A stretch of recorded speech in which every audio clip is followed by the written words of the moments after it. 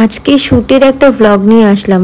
Mumbai production হাউসের সাথে ফুল ডের কাজ ছিল, তো এখানে সাথী চলে আসে। আমরা রেডি হয়ে জিনিসপত্র গুছিয়ে বেরিয়ে যাই সোজা শ্যুটের জন্য। তো আমাদেরকে গাড়ি নিতে আসে। আমরা ফার্স্টে যাই গ্র্যান্ড প্যালেস হোটেলে, যেখানে গিয়ে আমাদের ফার্স্টে ছিল মেকআপ কমপ্লিট করা।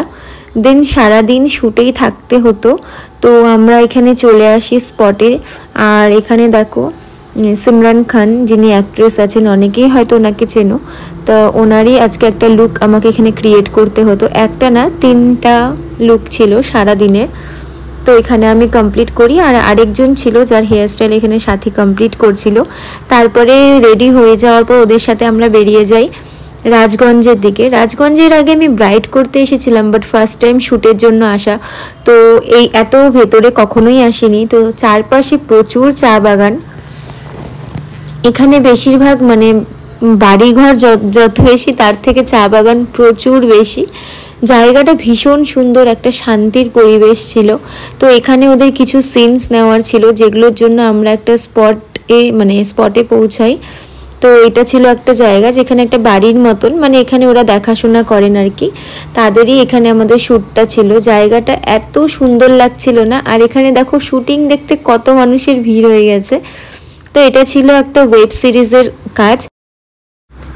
শুটিংয়ের কাজ বরাবরই পছন্দ, কারণ ঘুরে ঘুরে কাজ করা আমার ভীষণ ভালো লাগে। তো এখানে শ্যুট চলছিল, তার মাঝখানে ছোট ছোট ক্লিপ নিচ্ছিলাম। জায়গাটা এত সুন্দর ছিল। আমরা চলে আসি মন্দিরে, এখানে একটা লোকেশনে যেখানে চলছিল শ্যুট। তো তার মাঝখানে চলে আমাদের লাঞ্চে ছিল এখানে ফ্রাইড রাইস, পনির, ফুলকপির মিক্স একটা সবজি। তো এখানে আমরা লাঞ্চ করে নিই। তারপরে লাঞ্চের পরে আমাদের আবার আমাদের যে রুমে টাচ আপ দেওয়ার জন্য জায়গা হয়েছিল, সেই রুমটা দেখো, ছোট্ট একটা রুম। এখানে যারা এই চা বাগান দেখাশোনা করে তারাই থাকেন। এত শান্তির একটা পরিবেশ, মানে এত সুন্দর। দেখো মানে হাত ছুলে, মানে হাত বাড়ালেই যেন চা বাগানটা ধরা যায়। এত সুন্দর একটা জায়গা। জানালার বাইরে থেকে চা বাগানটা কত সুন্দর লাগছিল, যে ভিডিও না নিয়ে আমি একদমই থাকতে পারলাম না। তো এখানে অল্প টাচ আপ দেওয়ার পরে আমরা চলে যাই আরও একটা নতুন লোকেশনে। যেই লোকেশনটা এখানেই ছিল, বাট পুকুরের মতন একটা জায়গা ছিল, আর তার চারপাশ দিয়ে ছিল সুন্দর এই চা বাগান। এখানেও শুটিং দেখতে প্রচুর মানুষ চলে আসে। আর এই সারাটা দিনের জার্নিতে অনেক সুন্দর লাগলো। অনেক অচেনা মানুষগুলো কেমন যেন চেনা হয়ে গেল।